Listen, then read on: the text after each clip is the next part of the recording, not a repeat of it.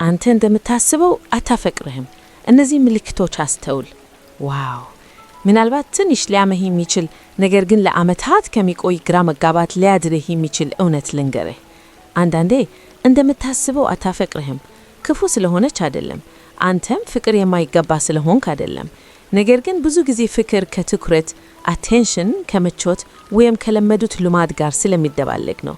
ዛሬ የምናወራው የእሷ ስሜት አንተ እንደምታስበው ጥልቅ እንዳልሆነ ስለሚያሳዩ የማይመቹ ምልክቶች ነው።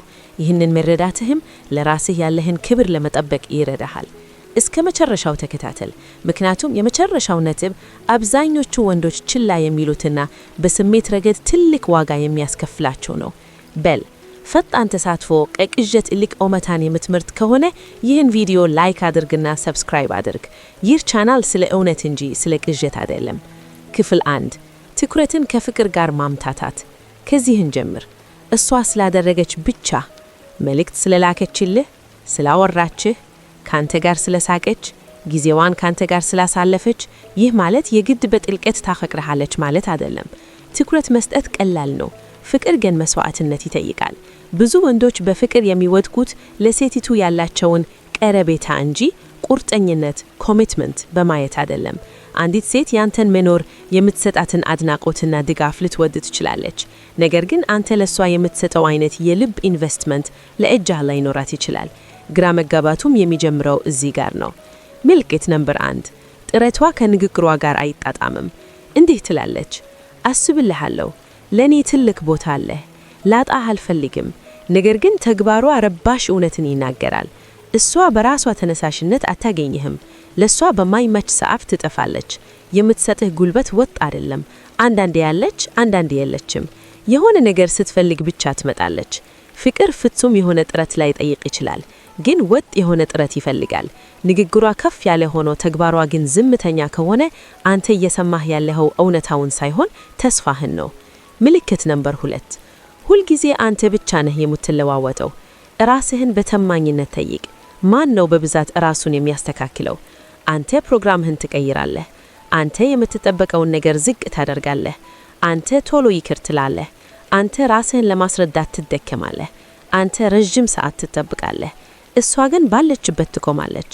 አንዲት ሴት በእውነት ስትወድህ መተላለፍና መለዋወጥ ከሁለታችሁም በኩል ይመታል። አንዱ ብቻ የሚለተት ከሆነ ያ ፍቅር ሳይሆን ያለመመጣጠን ነው። ምልክት ነምበር 3 ያንተ ስሜቶች ለሷ እንደ ሸክም ይሆኑባታል። ይሄኛው ያማል። ስትከፈትላት ምቾት ይነሳታል። ጭንቀትህን ስትነግራት የመከላከያ ግድባት ትሰራለች። ስሜትህን ስታካፍላት አብዝተህ ታስባለህ ትልሃለች። ፍቅር ሁልጊዜ በስሜት መረዳዳት ብቻ አይደለም። ነገር ግን የምትወድህ ከሆነ ያንተ ስሜት እንደ መከራ አይታያትም። ለሷ ስል ሁልጊዜ ስሜትህን የምትደብቅ ከሆነ የሆነ ችግር አለ። እውነተኛ ፍቅር የስሜት ደህንነትን ይፈጥራል እንጂ የስሜት ዝምታን አይደለም። ምልክት ነምበር 4 ካንተ መገኘት ይልቅ የምትሰጣትን ትኩረት ትወደዋለች። ይህንን በደንብ ተመልከት። የምትወደው አንተን መልእክቶች፣ አንተን ሙጋስ፣ የምትሰጣትን አድናቆት፣ ሁልጊዜ መገኘትህ ነው። ነገር ግን ወደ እውነተኛ ጥልቀት፣ ኃላፊነትና ወጥነት ሲመጣ ወደ ኋላ ትላለች። ይህ ማለት የምትወደው አንተን ሳይሆን አንተ እንድትሰማት የምታደርገውን ስሜት ነው። ምልክት ነምበር 5 ወደፊት እቅዷ ውስጥ የለህም። ስለ ወደፊት ስታወራ በደንብ ስማት። አንድ ጊዜ መጓዝ እፈልጋለሁ፣ የመቀየር እቅድ አለኝ፣ እዚህ ደረጃ ላይ መድረስ እፈልጋለሁ ትላለች። ግን እኛ የሚለውን ቃል እምብዛም አትጠቀምም። አንዲት ሴት በእውነት ካፈከረችህ ወደፊት በህይወቷ ውስጥ አንተን ማሰብ ተፈጥሯዊ ሀብሪቷ ነው። ምልክት ነምበር 6 አንተን በማጣቷ አይጨንቃትም። ይህ በጣም ግልጽ ምልክት ነው።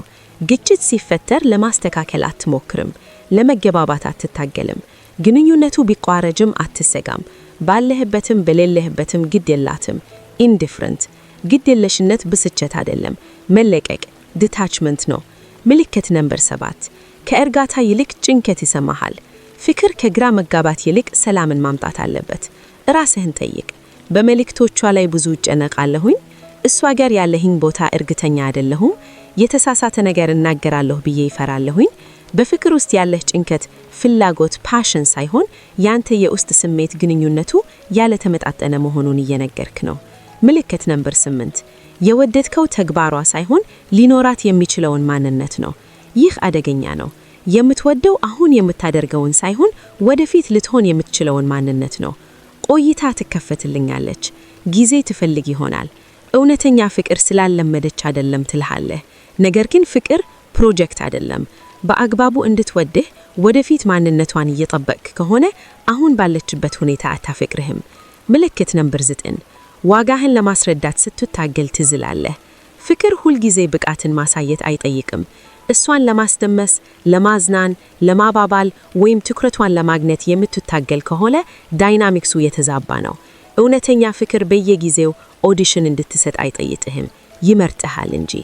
ከባድ እውነት፣ ትንሽ ቆም በል። አብዛኛው ሰው መስማት የማይፈልገው እውነት እዚህ ጋር ነው። አንዳንዴ ትወድሃለች፣ አንዳንዴ ታስብልሃለች፣ አንዳንዴ ካንተ ጋር መሆን ደስ ይላታል። ነገር ግን በጥልቀት አታፈቅርህም። ይህ ደግሞ እሷን ክፉ አድርጋትም። ትርጉሙ አንተ በስሜት ረገድ ከሷ ከድመሃል ማለት ነው። የለውጥ ነጥብ። አሁን በጥንቃቄ ስማኝ። ይህ መልእክት ሴቶችን ለማውቀስ አይደለም፣ ያንተ የስሜት ክብር ለመጠበቅ ነው። ፍቅርን ለመመን የለብህም። ማንንም ለማሰመን መታገል የለብህም። ለሰው ስል ራስህን ማሰናሰስ የለብህም። ትክክለኛው ሰው ፍቅርን እንደ ድርድር አያደርገውም። የመጨረሻ መልእክት፣ እውነት ምታፈቅርህ ከሆነ ሁልጊዜ ስለ ሁኔታው አትጠራጠርም። ትኩረት እንደተሰጠህ ይታወቅሃል። ዋጋ እንዳለህ ይሰማሃል። በስሜት ሰላም ታገኛለህ፣ ትከብራለህ። ፍቅር ግራ አያቃባህም፣ አያዝልህም። ትንሽ እንደሆንክ ይሰማህ አያደርግህም። እናም ይህ መልእክት ካንተ ህይወት ጋር የሚገናተም ከሆነ ምናልባት እውነቱ አንተ ፍቅር የማይገባህ መሆንህ ሳይሆን ጥልቅ ፍቅርህን ሊከበል ለማይችል ሰው እየሰጠህ ይሆን ይችላል። ይህ መልእክት ልብህን ከነካ ኤክስ ቪዲዮውን ላይክ አድርግ። ለተማኝ የፍቅር ስነ ልቦና ትምህርቶች ሰብስክራይብ አድርግ። አሁን ደግሞ ምክንያቶቹን እንይ። ስለ አንድ የሚያምና ግራ የሚያጋባ ነገር እናውራ።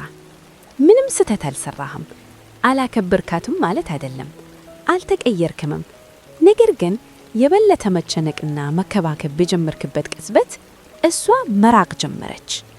የመልእክቶቿ ፍጥነት ገነሰ፣ ጉልበቷ ተቀየረ፣ ራቀችህ።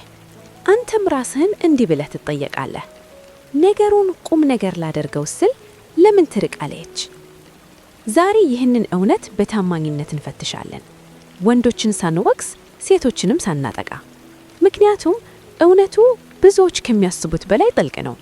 ከግራ መጋባት ይልቅ ግልጽነትን የምትፈልግ ከሆነ ቪዲዮውን ላይክ አድርግና ሰብስክራይብ አድርግ። ወደ ዋናው ነጥብ እንግባ። ምክንያት ነምበር 1 ያንተ ስሜታዊ ኢንቨስትመንት ከእሷ ፈጥኗል። ይህ በጣም የተለመደውና ለመቀበል የሚከብደው ምክንያት ነው። ስህተት አልሰራህም፣ ነገር ግን ካንተ ይልቅ እሷ በደረሰችበት ፍጥነት አንተ በፍጥነትና በጥልቀት ተሳስረሃል። ፍቅር ለሁሉም ሰው በእኩል ፍጥነት አያድግም። ያንተ ስሜታዊ ጥንካሬ በፍጥነት ሲጨምር፣ ያንተ ሐሳብ ንጹህ ቢሆንም እንኳን በእሷ ላይ ጫና ይፈጥራል። ከእሷ አንጻር ሲታይ ከእሷ የምትጠብቀው ነገር እየጨመረ እንደሆነ፣ የስሜት ኃላፊነቱ እየከበደ እንደሆነ ይሰማታል። እናም እሷ ገና ለዚያ ደረጃ ዝግጁ ካልሆነች ራሷን ለመጠበቅ ስትል ትረቃለች።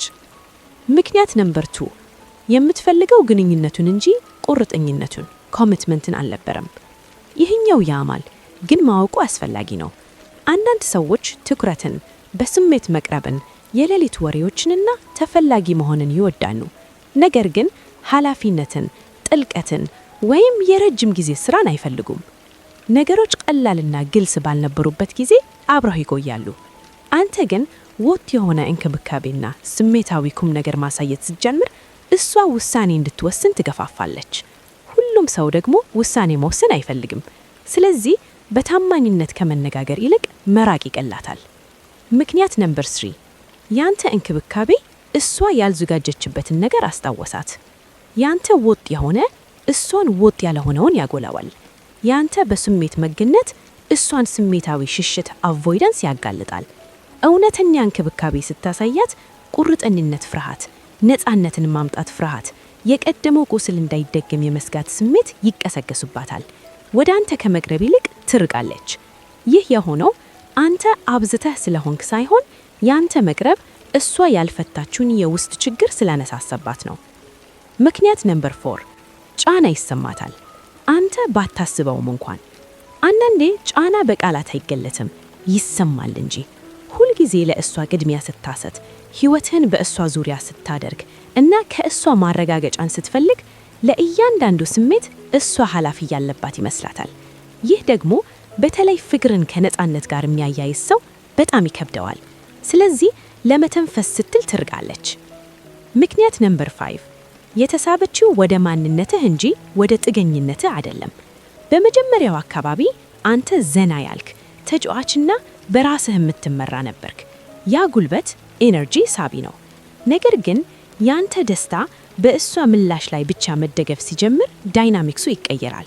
አንተ ምንም እንኳን ጠው ታማኝ እና ቅን ብትሆን ግን ግንኙነቱ ወደ ስሜታዊ ጥገኝነት ሲቀየር ሳቢነቱ ይቀንሳል። ምክንያት ነምበር 6 እንዳንተ ስሜት አይፈልግም። እንዴት እንደምትነግርህም አታውቅም። ይህ ማንም ጮሆ ብሎ የማይናገር እውነት ነው። አንዳንዴ ትርቃለች ምክንያቱም እሱ ከኔ በላይ ይሰማል ብላ ስለምታውቅ ነው። ከባድ ንግግር ከማድረግ ይልቅ ቀስ እያለች ራሷን ታገላለች። መልእክት ትቀንሳለች፣ አትገኝም። ይህን የምታደርገው አንተን ስለቀላች አይደለም፣ ግን በቀጥታ ለማመም ስለትሽሺ ነው። ምክንያት ነምበር 7 ራስህን መጠው ጀመርክ። ለማስረዳት አብዝቶ ለመስጠት አብዝቶ ለመጠበቅ እና አላስፈላጊ ነገሮችን ችላ ለማድረግ ስትሞክር የራስህን ወሰን ትጥሳለህ። ይህ ደግሞ በተቃራኒው አንተን ማራኪ እንዳትሆን ያደርግሃል። ጤነኛ ፍቅር የሚያድገው ሁለት ሙሉ ሰዎች እርስ በርሳቸውን ሲመርጡ እንጂ አንዱ ለመመረጥ ሲል ራሱን ሲያጠፋ አይደለም። ከባድ ግንዛቤ። አለመመጣጠን ባለበት ፍቅር ሊኖር አይችልም። እሷ የራቀችው ስላከበርካት ሳይሆን ግንኙነቱ ሚዛኑን ስለሳተ ነው። ለውጡ ሁሉንም ነገር የሚቀይረው ምንድን ነው? መፍትሄው ደንጋ ልብ መሆን ወይም ጨዋታ መጫወት አይደለም። መፍትሄው ለራስ ስሜት ክብር መስጠት ነው። ትርጉሙም ምንድን ነው? ታስባለህ ግን አታባርርም። ስሜትህን ትገልጻለህ ግን አትለምንም። ፍላጎትህን ታሳያለህ ግን ማንነትህን አታጣም። ግልጽነት ለማግኘት ከመማፀን ይልቅ ከግራ የሚያጋባ ሁኔታ ዞር ትላለህ። ለራስህ ወሰን ስታከብር ሁለት ነገሮች ይሆናሉ። አንተ በራስህ የምትመተመንና ሳቢ ትሆናለህና በግማሽ ልብ ለሚሰጥህ ፍቅር እጅ መስጠት ታቆማለህ። ትልቁ እውነተኛ እንክብካቤ ስታሳይ አንድ ሰው የሚረግ ተሆነ ያየህ ድሃው ያንተን ዋጋ ሳይሆን የእሱን አቅም ነው። እውነተኛ ፍቅር ስሜትህን ስትገልጽ አይጠፋም፣ እያለው ይተነክራል። የመጨረሻ መልእክት፣ ስሜታዊ መሆንህን መቀነስ አይለብህም። ጨካኝም መሆን አይፈለግም። የትክክለኛው ሰው በታማኝነት ስትቀርበው አይሸሽህም፣ እዚያው ያገኝሃል። እናም መከባከብ ስትጀምር የሚርቅ ሰው ካለ በእነት ሳይሆን በግልጽነት ልቀቀው። ምክንያቱም ግሉ በሁሉም ሰው መመረጥ ሳይሆን በሙሉ ልቡ ሊመርጥህ የሚችል ሰው በመመረጥ ነውና።